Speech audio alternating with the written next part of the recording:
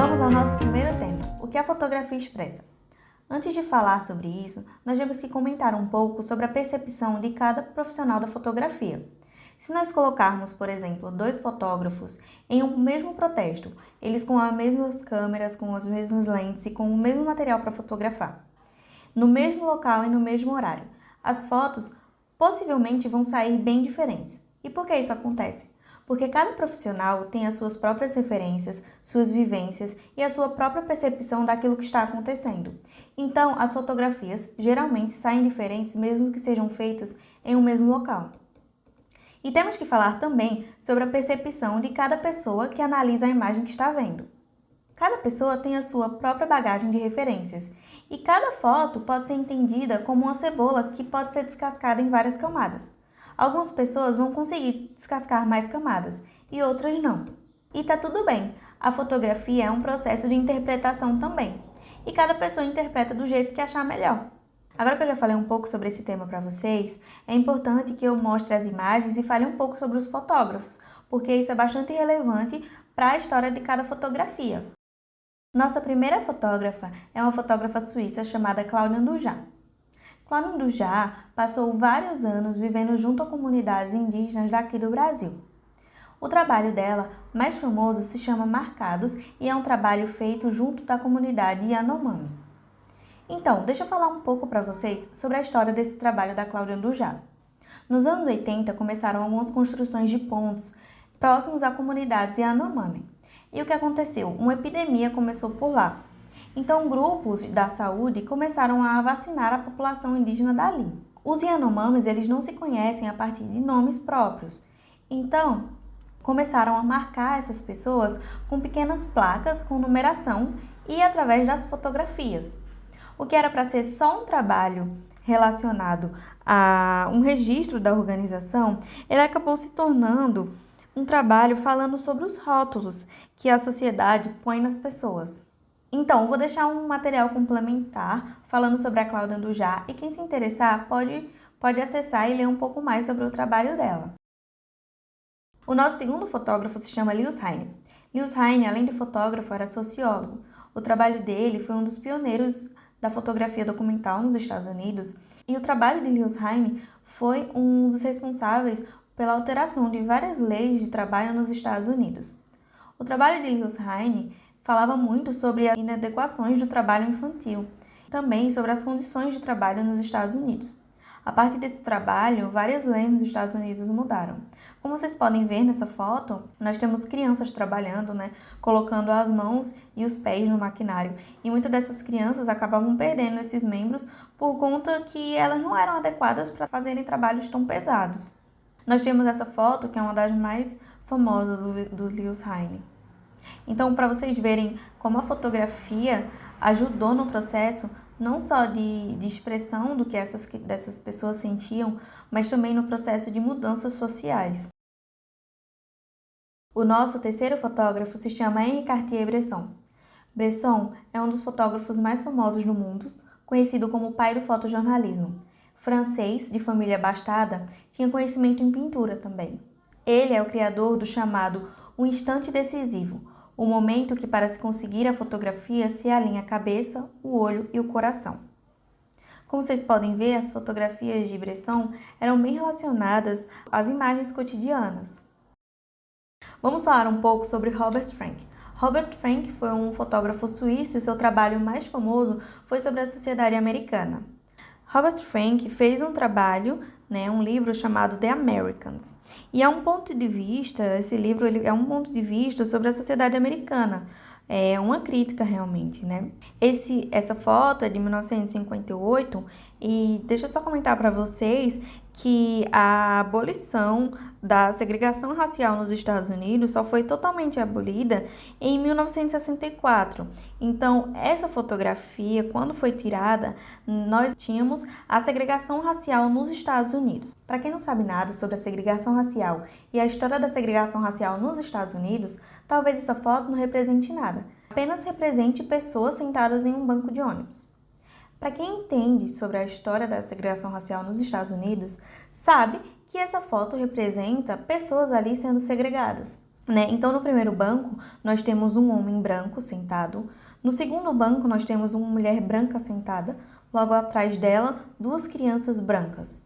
E logo atrás dessas crianças, um homem preto e atrás uma mulher preta.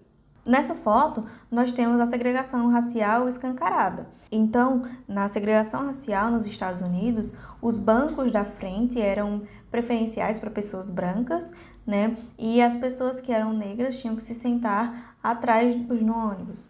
Então, o livro de Robert Frank, com seu ensaio, com suas fotos, foi uma crítica à sociedade americana que na época era bastante romantizada.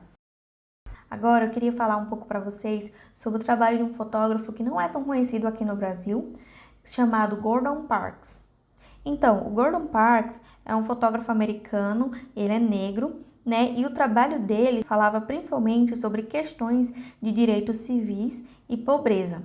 E ele também nasceu na pobreza, né? Então, é uma expressão daquilo que ele realmente vivia, né? E como fotógrafo negro, ele também viveu a questão da segregação racial e da pobreza. E ele usava a câmera como um instrumento de denúncia. Analisando um pouco do trabalho de Gordon Parks, se você souber um pouco de inglês e souber um pouco sobre a história da segregação racial, você vai perceber que a criança que está tomando água ali está tomando num bebedouro que era para pessoas pretas, né? Porque no outro bebedouro tem dizendo assim, só pessoas brancas, né? White only. Desculpa aí meu inglês, se tá ruim, mas é o que tem para hoje. Então, nós temos aqui na segunda foto, né, uma mulher e uma criança, né, duas pessoas, e elas estão logo embaixo de uma placa chamada Entrada para pessoas de cor, né, que é até no cinema, no teatro, né, tinham as entradas para pessoas brancas e a entrada para as pessoas pretas. Nós temos aqui outra parte do trabalho de Gordon Parks, né, crianças negras vendo de fora as crianças brancas se divertindo. Então, muitos parques, né, muitos clubes eram apenas para as crianças brancas, apenas para as pessoas brancas, por conta da segregação racial. Então, analisando essa imagem de Gordon Parks, nós temos de dentro da vitrine várias bonecas e bonecos brancos, né, com roupas arrumadas, e de fora nós temos uma criança com sua avó ou sua mãe, provavelmente, analisando essas bonecas, esses bonecos, a roupa dessas bonecas, né? E provavelmente nessa época, talvez essa criança e essa mãe, né, por serem pessoas pretas, não poderiam nem entrar nessa loja, porque isso realmente acontecia na segregação racial. É um absurdo, mas acontecia. Nós temos aqui um casal, né, e na foto de Gordon Parks, ele analisava não só as questões de segregação, mas as questões também, né, da vida das pessoas na pobreza, né, como era a vida dessas pessoas, como era a vida da comunidade onde ele vivia. Sinceramente, eu acho que o trabalho de Gordon Parks deveria ser muito mais famoso do que ele é, principalmente aqui no Brasil. Eu vejo muito sobre o trabalho de Robert Frank, e é claro que é importante, mas eu acho que o trabalho de Gordon Parks é muito importante também, porque é não só uma crítica, mas é algo que ele vivia, é algo que ele sentia na pele. Então, eu acho que as imagens de Gordon Parks deveriam ser muito mais divulgadas do que elas são hoje. Essa fotógrafa é uma das minhas fotógrafas favoritas, porque, infelizmente, ela só foi ficar famosa depois da sua morte. Ela é uma fotógrafa chamada Vivian Maier. Eu acho incrível a história de como foi descoberto o trabalho da Vivian Maier. Ela era uma babá, ela era uma acumuladora e ela morreu, faleceu, né? E uma pessoa descobriu o trabalho dela através da compra de um baú cheio de filmes fotográficos em um leilão. E depois que ele viu as fotos do trabalho dela, ele ficou louco pelas imagens e comprou tudo que tinha da Vivian Maier e descobriu a história dela. Eu vou deixar um material complementar aqui, né, sobre o documentário da história da Vivian Maier, porque é muito interessante. E a Vivian Maier, ela era uma fotógrafa que ela gostava de registrar o cotidiano. O que eu acho mais interessante sobre a Vivian Maier é que ela nunca ganhou um centavo com a fotografia, mas ela gastava todo o salário dela comprando filmes e câmeras fotográficas. Nós temos aqui uma fotógrafa que é muito famosa e relevante ainda hoje, a Annie Leibovitz. Ela foi a fotógrafa que registrou a última foto do John Lennon vivo, pouco antes da sua morte. E a Annie Leibovitz, ela tem trabalhos muito famosos, né, com a própria Rainha Elizabeth, com a Angelina Jolie. Aqui esse trabalho dela é com o elenco de Game of Thrones. A Annie Leibovitz, ela tem um documentário sobre ela, ele é gratuito aqui no YouTube, eu também vou deixar ele disponível no material complementar. Esse fotógrafo se chama Steve McCurry, é um dos fotógrafos mais famosos do mundo. Ele é muito famoso porque ele é um fotógrafo americano que trabalhou por muitos e muitos anos na National Geographic. Essa foto dele não é uma das mais famosas, mas vocês vão ver qual é a das fotos mais famosas, né? Essa é a foto dele mais famosa, essa foto dele. E o trabalho de Steve McCurry, que eu acho mais interessante, é como ele trabalha bem com a cor. Aqui, deixa eu mostrar pra vocês. Essa é uma das minhas fotos favoritas dele, né? Da pessoa no dentista no meio da rua, assim, eu acho incrível. Então, o Steve McCurry trabalha muito bem com essa questão do cotidiano. Eu queria perguntar para vocês o que vocês acham que essa fotografia do Steve McCurry representa. Eu queria perguntar, até aqui tudo bem? Se você quiser dar uma pausa para tomar uma água, pode dar, porque eu sei que eu falo muito. Mas a gente vai continuar falando sobre as fotografias de Steve McCurry, agora numa outra perspectiva do trabalho dele. No dia 11 de setembro, o Steve McCurry estava em Nova York, então nós temos agora uma perspectiva sobre outro olhar, né, dele, da fotografia, e que foi muito importante, né, que ele fotografou tanto no dia do 11 de setembro quanto nos outros dias, que após o ataque. E eu queria falar para vocês, principalmente, sobre o que essa fotografia expressa para vocês, né? Para mim, essa fotografia expressa o quão o homem estava pequeno ali diante desse ataque, né? Dessa grande tragédia.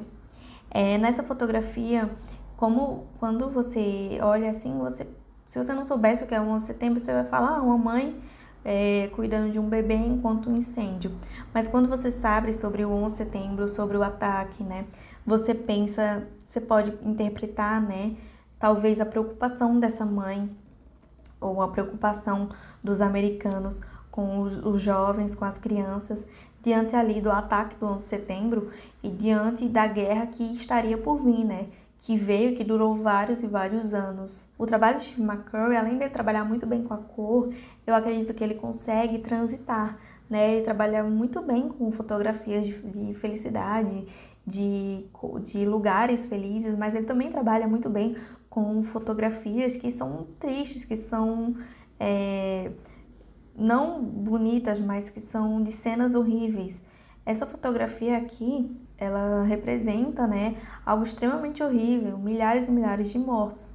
Nós temos aqui, né, a representação, a expressão do horror, mas também da união de vários profissionais que trabalharam e que atuaram ali no 11 de setembro. Então, nós temos a expressão, né, e a interpretação do Steve McCurry ali.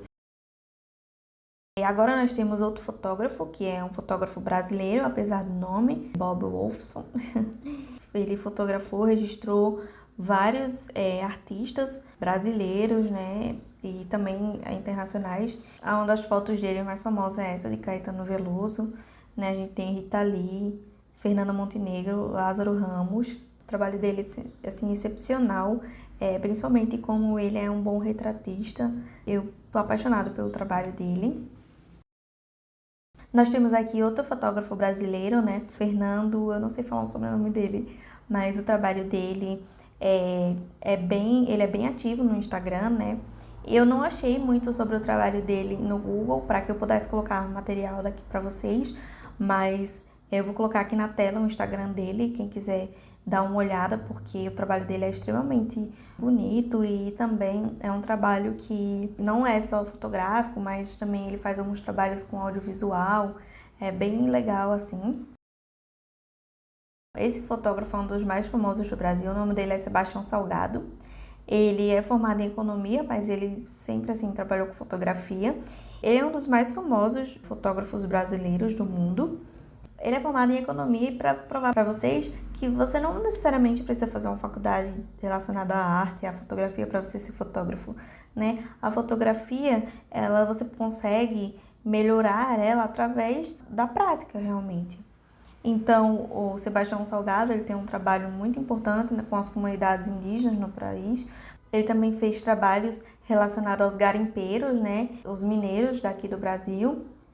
Então, um trabalho muito importante, né, que ele retratou várias situações no país.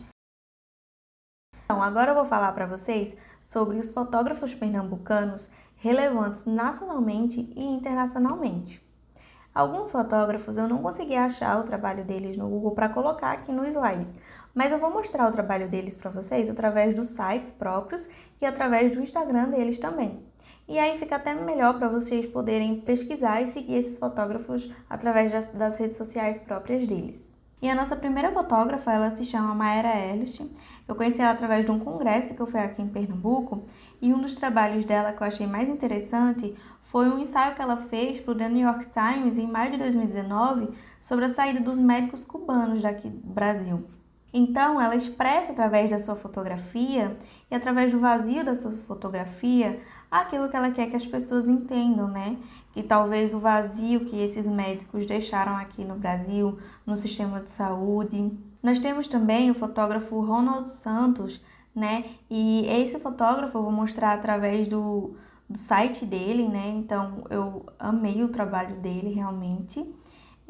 Como vocês podem ver, eu estou passando aqui para vocês trabalho.